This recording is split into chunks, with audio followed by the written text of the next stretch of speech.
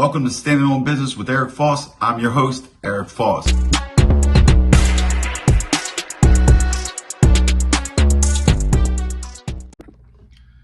Good evening, everybody. Welcome to Standing on Business with Eric Foss. I'm your host, Eric Foss. All right, guys, today we're going to be talking about wiretaps and a little bit more technology that the police and feds and stuff use, in their war on crime, war on drugs, whatever you want to call it. All right, let's get started. Remember, I'm not an attorney, but honestly, certain topics of the law I do know a lot about because I have been in these situations, and I have, when you're fighting for your life, you do your own research. That's just a tip for everybody. But anyway, let's get into this. Everybody should be familiar with wiretaps, okay, when somebody's phone is tapped. Okay, now, the question is, at what point do they do that? Do they just hear this guy's some type of criminal, blah, blah, blah, go run and get a wiretap, this guy's a drug dealer, whatever? No, that's not how it works, or it's supposed to work. We're going to have to go back a little bit in history. Basically, 1968, they started the Omnibus Safe Streets and Crime Control Act. I believe that's what it's called. I can't really pronounce the word with the O. But anyway, so anytime that an act like that goes before Congress or anything, there's always got to be a catalyst. So what was the catalyst for this? Now, wiretapping was involved in this, was part of this act. What they used, and it makes sense, was it could fight terrorism. All right, so that's the main thing. As if you remember, and everybody's heard of a RICO Act, came about in around 1970 or whatever. Everybody, oh yeah, it was to take down the mob and stuff, organized crime. But that was actually presented also to take down big corporations, stuff like that, like a lot of white collar crime too. But things get misconstrued and things get used different types of ways. So anyway, I'm going to do this with something I'm familiar with. We'll use a drug conspiracy investigation, okay, because that's what I've been familiar with. Okay, what the law says and what it's supposed to be done, before the police can ever get a wiretap, they are supposed to exhaust all remedies. What does that mean, Eric? What that means is, before they could just run and present an application to get your phone tapped, what they have to do, let's just call it have to do, is exhaust the remedies, which means like basically seeing if there's any type of other way to get this target without using the wiretap. Now, that could be when they'll come by the house and they'll go through somebody's trash, see if there's any baggies, wrappers, anything like that. Everybody's heard of them doing that. Also, what they're supposed to try to do, get controlled buys, whether that be from an undercover officer or usually what they do, usually an informant. And that's on lower levels. That's pretty easy for them to do. Now, once you start getting on mid-level and higher levels, things get difficult for them. I got to play devil's advocate too here. You know what I mean? I hate to do it, but so it does get difficult for them, because if you have a type of person that, they're not dealing directly in the streets, they have a small group of solid people around them, it's pretty hard for the police to infiltrate that by getting an informant or, somebody to flip, whatever. And this is before they're arresting anybody, So they really have no leverage. All right, so this is where the wiretapping, comes in. So now they go down, they exhaust all remedies, or they say when they put this on their application, they'll describe what they've done or tried to do. That didn't work. So now the judge signs it. Okay, so what goes on now? Now, from my experience, it's every 30 days, and that's how the wiretap on me worked. Every 30 days, they would have to apply for a new application. I think they did mine twice, honestly. And they didn't need the whole 60, honestly, but they did do it twice. So, once they have the wiretap in place on their target, now they're going to listen in on the target's phone. Now, say they get and they'll also do this, they'll put PIN registers, which is a lot easier for them. And what a pin register is basically just what phone numbers called a certain target's phone, which, you know, just the call logs basically. So they can, as they got the target's phone tapped, they can actually sit there, use the pin register to tap other phones in the conspiracy, you know, or anybody want to put in the conspiracy. And some phones they'll never tap. They'll just leave it on the pin register, and we'll get into that. So basically what will happen then, you're going to have, when they get the application, when they put the application in, it's not going to be one phone. There's going to be their main target or targets and maybe a few other phones. And how they do it is they did mine alphabetically. Phone A, B, C, D, E, F, G. I was M and N. That's what I was. That's what I had, 2 phones in that. So anyway, so as they're listing, what can they listen to? Can they listen to personal conversations? You know, is this violating anybody's rights? You know, it gets a little tricky. So what they have is pertinent conversations. What they believe is a conversation that's linked to the crime that they're investigating. Now, when they start listening in on any conversation, they do have 2 minutes. In that 2 minutes, they have to figure out, is that conversation pertinent or not? If they haven't figured that out, they have to jump off. So that's how it protects people's rights. Also, from my experience, what they'll do is after the, basically after the whole investigation, you know, they do their raid or whatever, they unseal the indictments and stuff, they may send letters to people that were not involved, but that were picked up on the person's wiretap, just to say, hey, we had Eric's phone tapped, you were picked up on it, you know, blah, blah, blah. They're not in no trouble, anything like that. That's just letting them know. You know, I guess once again, you know, it's just a lot of legal stuff, so they got to protect themselves. So getting through all that, so what they'll do is for that 30 days, you know, they'll try to pick up on little code words. They can also twist words, and when they come into court, they'll have an expert say that this meant this, this meant that. So basically, for the most part, it's free reign for them to just make anything say anything. And usually, most of the time, the people who are being investigated are guilty of a little something, something. So it's not that difficult. Now, as the wiretap is running, say the 30 days comes up and they got to go back to the judge, they're not ready yet, they do have to show some type of pertinent conversations or some type of advancement that they've made, to where as though to keep applying the wiretap, you know, is going to lead to something. So it's not no innocent people, anything like that. Now, once they got all their ducks in a row like that, you know, they're just say the judge says, yeah, boom, for the second 30 days or whatever. And, you know, usually within that time frame, nowadays, within, and I'll explain that, nowadays, it really doesn't take long for them. They don't need a year, 2 years, nothing like that. And I'll explain why and why it was like that. So, back before, when you're talking about even, I'll say since the 2000s up until now, you see a whole lot more crimes and people arrested for wiretaps. Way more than you ever seen before. You might ask, well, why is that? Well, because of this. These wiretaps, like I said, have been around since '68. The RICO has been around since 1970. Okay, so back then, there was a lot less, first off, organized crime. There wasn't as many gangs, things like that. There was more hand-to-hand drug strips, things like that. So it was easier for them to get them controlled buys and just send an informant in there and stuff. Now, as technology advanced on our part, you know, it made it more difficult for them, so they have to do what they got to do.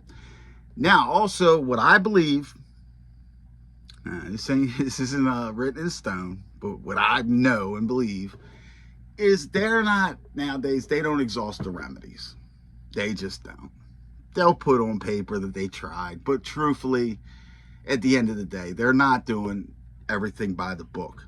And what I will say about this is, especially with the feds hate being dirty, but one thing is, they are the top of the level, and they will, they'll come out and admit it, hey, they'll stretch a little bit around these rules, to get their man. But it's also, you got to look at like I said, I'll play devil's advocate. You got to look at the numbers also. And, just to say on their behalf, you got nowadays, they might not have the manpower. They definitely don't, for all the actual technology that's out here and the crimes being committed and the way things have changed. So, they're doing so many cases that they got to take these shortcuts. You know what I mean? They actually do. If they sat there and did step by step by step by step, just a small drug case or something like that might take up to 2 years or something, So they're moving pretty quick, but they're bending the rules. Trust me on that one. So what it was back in the day, they would follow all the rules, and you actually had more judges that weren't just blind signing anything. See, nowadays you just got judges just signing, boom, okay, wiretap, boom, boom, boom, cool, whatever. So that's why that happens more so nowadays.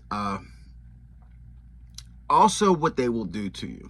Now, I had another case where it was a wiretap investigation, and I actually entered the case. I think the case was going on for however long, 6 months, a year, something like that, as they start. And it ended in November. Just my luck. I didn't enter until October. Anyway, so they didn't have time to go down and tap my phone in this case. This isn't like the first case. So what did they do to me? Well, this is something that I had never known. And now I do know about it. So this was 2018, so everything happens.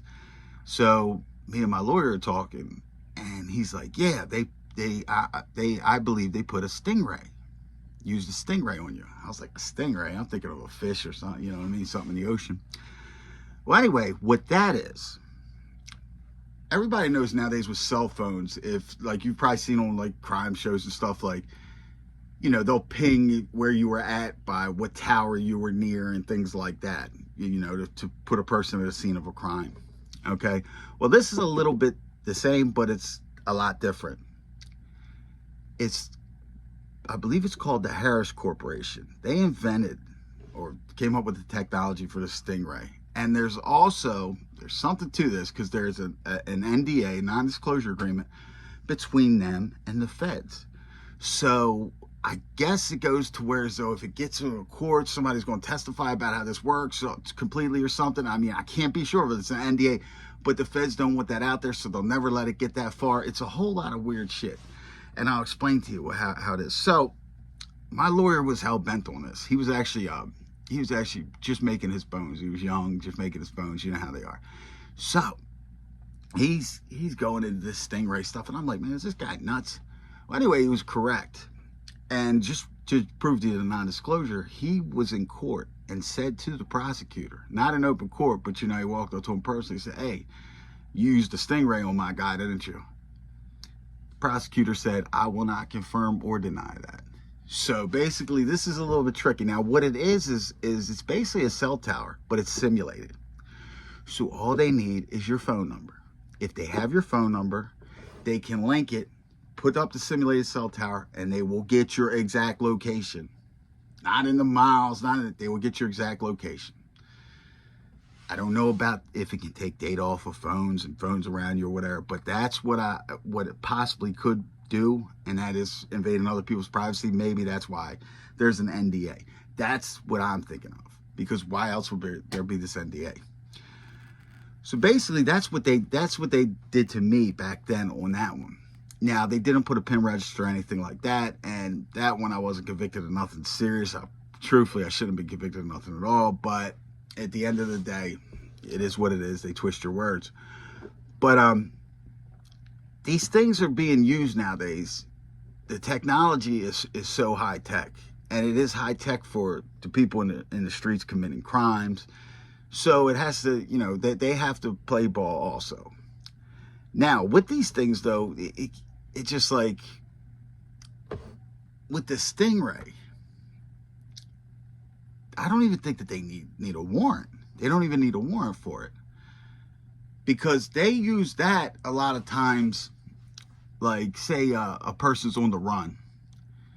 They're hiding from, whatever they did or whatever. They'll use the Stingray. That's how they usually locate the person, stuff like that. It happened to me last year, honestly, because I still had my phone. Even though the phone's off, like turned off, they could still use it. And that's how they found where I was staying last year when I had that little dust up or whatever. But anyway, and they showed up to the exact location. So it definitely, if you're ever in any situation, don't take your phone. Don't use your phone if you're running. Or at least don't let nobody know the number. That's the trick.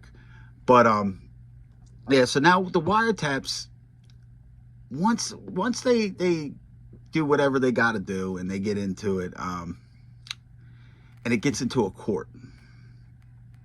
Now, it's tough. Here's the thing. It's tough to beat a court case in general, but it's really hard to beat when you're technically the main witness against yourself, because they're playing your voice. They're playing what you said. Now, the thing about that is, once again, with the twist in the words, where's your defense? It's tough, because what they'll do is, now they will bring an expert in, a so-called expert. I'll tell you about these experts, because I knew these guys. They went to trial one time, and now on their wiretap, they were talking about drugs and stuff, but the one dude said, yeah, MOB, which means money over bitches.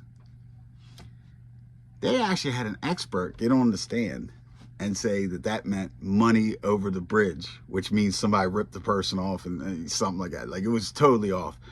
But, a lot of times they put the stuff together, and they put it together good. And who's a jury going to believe? They're going to believe a person who's a so-called expert. So these things get really tricky. What they also do with that is it gives them leverage. The leverage that it gives them is, especially when you have these cases, which would be, these conspiracies, you're going to have a lot of co-defendants, and in these conspiracies, everybody's not as cool with each other as you think. There's a lot of just backbiting, people talking behind people's backs, stuff like that. So, like, their leverage will be playing these tapes, getting transcripts of these tapes, giving it to a co-defendant. Well, look what he said about you, type deal. And they might not be saying that to the co-defendant, but it's going through them, because a lot of times people are looking for any excuse, any way out. Like when you got the John Gotti, Sammy Gravano situation. Everybody's seen that, heard what Sammy said, and some people actually agree with it, which is crazy. I did it because you heard what John said and all that stuff. So that's what I mean by the leverage. They will use that. Beating these cases, it's next to impossible. It's next to impossible. It's so much. And now you also get, as I touched on, the RICO. Now, a lot of times, not a lot, but sometimes they'll use a RICO in the conspiracy with the wiretaps, all that shit, just throw it all together. And I mean, that's where it gets, you're not beating that. I got a buddy that happened to, he's home now, doing great. KG, shout out to you. But he was in a RICO and he was on a wiretap, so yeah. I remember one time he sat down and we were talking, and he looked at me, and he's older than me and shit. That's my man, my OG. He looked at me and he said, yeah, E, man. And I was ready. I was going to take them to trial. I spit my coffee out. I started laughing at him. I said, and then he wound up laughing too. I said, man, they'd have knocked your head over Raven Stadium. Are you crazy? But yeah, that's how it gets, man. It gets wrapped up like that. So a lot of times, from my perspective, it's basically impossible to beat, because of the way that they'll just change things up. Also, what they'll do is they'll use pertinent conversations to get these warrants to raid houses.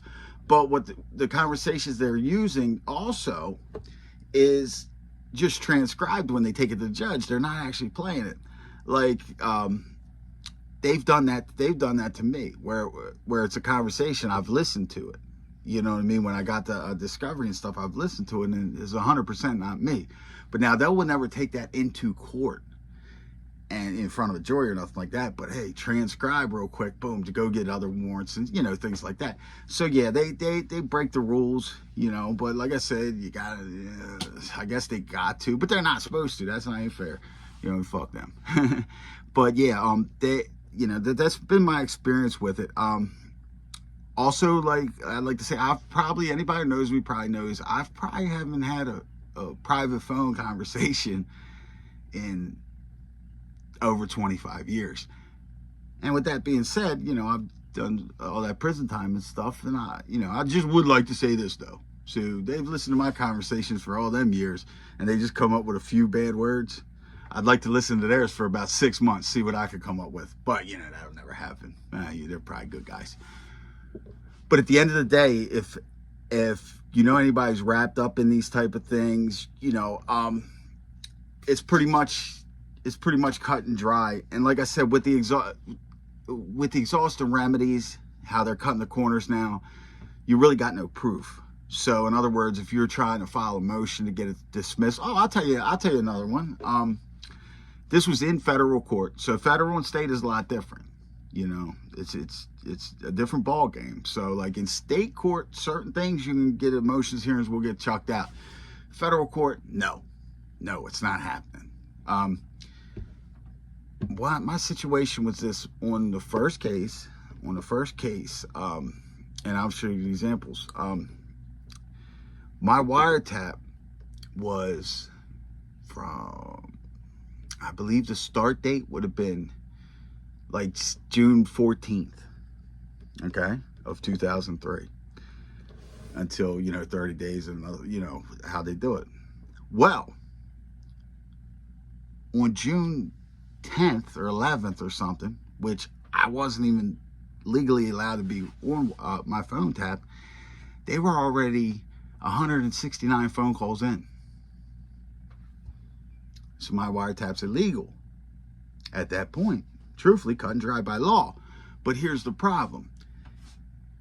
That's called fruit of the poisonous tree. So from that point up, you know, so that would have been me, my boy Bobby, and the Dominicans. Actually, the better end of their case would have had to be thrown out. Not just mine. All that would have had to been thrown out. And they didn't actually find drugs on us or anything like that. So that would have basically been their case. So that's why they protect that. So basically what they called that in my situation was harmless error. Harmless error? You crazy? I wound up with 12 years. My boy wound up with 22 years. Obama converted to 17. But like, come on now, harmless error. That wasn't too harmless. But that's the feds. A federal judge is not going to chuck that out. Had that have been the state, that would have been thrown out. Another situation between the two is on the other case I got in trouble on, like the dumb case, the smaller one. That was they had a circuit court judge from Baltimore County that actually signed the warrants for the night that they raided all of our houses. Now, my house that got raided was in the county, which they found nothing. So that's their county house. They found nothing. The other houses that got raided and where they found stuff at, like, you know, co-defendants and stuff like that, they were actually in the city. So now with that, by law, it says, had that have been a district court judge, he can sign the warrants for the county or the city. But a sitting circuit court judge, which this man was, is not supposed to be able to do that. So what happened? Our case was with the state at first. And in this case, we had leverage there. But basically what they do is the state's working with the feds. They always have a liaison. And what they do is now put everything basically on hold so that we can't go through with these motions and all in state court and get anything knocked out. So once the feds picked it up, it's ball game. It's ball game. Attorneys told us, said, look, yeah, if this would have stayed in the state, yeah, that gets, all these house raids get thrown out automatically because that's the law. But the feds is a different ball game. So that's pretty much what they do. And with these wiretaps, like I said, there is steps to getting them, but they get them too quick nowadays. Before, they will follow all the steps and things like that. But like I said, they're so overran, and it's just so nowadays it's so much crime. And look, they're throwing they're throwing tags on people. You have small time. That's why one thing, you don't ever want to be affiliated with gangs or anything like that, because what does that do? That now takes it from just regular crime. Now they get to throw something on that. Now they get to make it organized crime. Now it's a RICO because this guy hangs around and calls himself a blood or a crip or whatever, And I'm not saying just them. I'm saying anybody calling yourself anything. Nowadays, security threat groups, anything like that. That also makes it very easy for that judge. All that judge has to see now to go get the application is some type of gang, threat group, anything. Even a person like me, I've never been involved in nothing. I've never been in a gang, nothing like that. You know what I mean? But they have even done that to me. Tried to affiliate me with certain type of people. That way it makes it easier, you know what I mean? It never worked. But that's what I'm saying. Is like, that's how easy it is. And that's how they get these kids. Like you'll see these kids, they don't got a pot to piss in or a bucket to throw it out of, but they got these RICO acts and all this crazy stuff and all, and what they call ghost dope and everything like that. Look, by use of the wiretaps, it's their story, and they get to tell it, if you understand what I'm saying. So that's why, man, you just got to be careful and understand that, the laws, they're not designed for you to win. Anything that the streets comes up with, they're going to just top it off. And also, anybody who thinks out there that here's the problem that people don't understand. If we know about something and you've heard about a way to get around some type of crime or something like that, good for you. But always remember this, you heard about it. So you don't think that this has been going on and people who have been caught and stuff like that haven't tipped off the feds and the police and things like that, that new stuff that we come up with. You're fucking crazy. Just look at people like the and Flores twins or whatever up there in Chicago or whatever. A lot of people don't know about them is, they work for the feds. And I don't mean like getting controlled buys and stuff like that. They train them. They actually tell them different type of ways and different type of moves, and cartels do, different type of things. So there's people like that who are actually on payroll. They're not actually, they're rats, but they're not out here working in the streets. They're actually training the feds. They're training the police. So always remember that. So if you got any type of scheme or something, they already know about it. Now, I don't know if they got around to it, but they already know about it. So nothing's totally safe. And once you're wrapped up in these type of things, man, you're pretty much done. All right, guys, I'm gonna wrap this up now. But always remember, like and subscribe, share the channel. Also, always remember, staying on business.